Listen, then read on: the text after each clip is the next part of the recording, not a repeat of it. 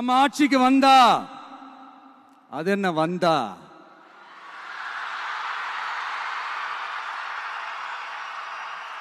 வருவோம். மக்கள் கண்டிப்பா நம்மள வர வைப்பாங்க. மக்களுக்கான ஆட்சியை மக்களே விரும்பி வர வைக்கத்தானே செய்வாங்க. அப்படி மக்களால் அமைக்கப்பட போற நம்ம ஆட்சியில நம்ம என்ன செய்ய போறோம்ன்றது அதுக்கான அந்த தேர்தல் அறிக்கையில அதுக்கான விளக்கத்தை டெஃபினட்டா கொடுப்போம். பட் அதுக்கு முன்னாடி ஒரு சின்னதா லைட்டா நான் கொஞ்சம் அதை சொல்லணும்னு ஆசைப்படுறேன். எல்லாருக்கும் நிரந்தரமான வீடு இருக்கணும்.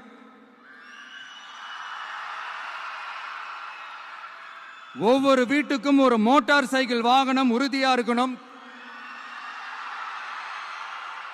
காரும் தான் லட்சியம். அதுக்கான வசதி வாய்ப்பை உருவாக்குற அளவுக்கு பொருளாதார வளர்ச்சிக்கு வழியை உண்டாக்கணும்.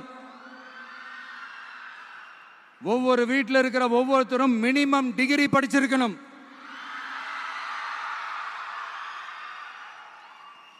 ஒவ்வொரு வீட்லையும் குறைந்தபட்சம் ஒருத்தருக்கு நிரந்தர வருமானம் கிடைக்கணும். அதுக்கான வேலை வாய்ப்பை உருவாக்கணும். அதுக்கு தகுந்த மாதிரி கல்வியில பாடத்திட்டத்தில் சீர்திருத்தம் செய்யணும். கவர்மெண்ட் ஹாஸ்பிட்டல்ஸுக்கு மக்கள் எல்லாரும் பயம் இல்லாம நம்பி போற மாதிரி மாத்தணும். பருவமழை காலத்தில் ஏற்படுற வெள்ளத்தால ஊரும் சரி மக்களும் சரி விவசாயமும் சரி பாதிக்கப்படாம இருக்கணும். அதுக்கு 4000 கோடி திட்டம்னு ஒரு உருட்டுனாங்களே, அந்த மாதிரி எல்லாம் எதுவும் இல்லாம உண்மையான ஒரு பாதுகாப்பு திட்டத்தை உருவாக்கணும். மீனவர்களோட, தொழிலாளர்களோட, நெசவாளர்களோட, அரசு ஊழியர்கள் மற்றும் ஆசிரியர்களோட கருத்து கேட்டு அவங்களுக்கான பாதுகாப்பு மற்றும் வளர்ச்சி திட்டங்களை உருவாக்கணும். உருவாக்குறது மட்டும் இல்ல, அதை செயல்படுத்தணும்.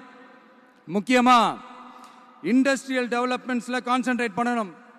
எல்லாத்தையும் விட ரொம்ப ரொம்ப முக்கியம், சட்டம் ஒழுங்க ரொம்ப ஸ்ட்ரிக்டா வச்சிருக்கணும். நம்மளுடைய அம்மா, அக்கா, தங்கச்சிகள், அவங்களுடைய பிள்ளைகள், குழந்தைகள் எல்லாருக்கும் பாதுகாப்பை, அதுவும் உண்மையான ஸ்ட்ராங்கான பவர்ஃபுல்லான பாதுகாப்பை உண்டாக்கணும். அண்ணா யூனிவர்சிட்டியில நடந்த அந்த பெண்ணுக்கு நடந்த அந்த பிரச்சனை மாதிரியோ, இல்ல கோவையில் நடந்த அந்த கல்லூரி பெண்ணுக்கு நடந்த பிரச்சனை மாதிரியோ அதெல்லாம் நடக்க விடவே கூடாது.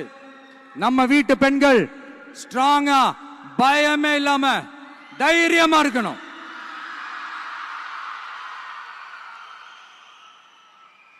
இதை எப்படி செயல்படுத்த போறோன்றது முன்னாடி சொன்ன மாதிரி நம்மளுடைய தேர்தல் அறிக்கையில் அதுக்கான விளக்கத்தை ரொம்ப டீட்டெயில்டா கொடுப்போம்.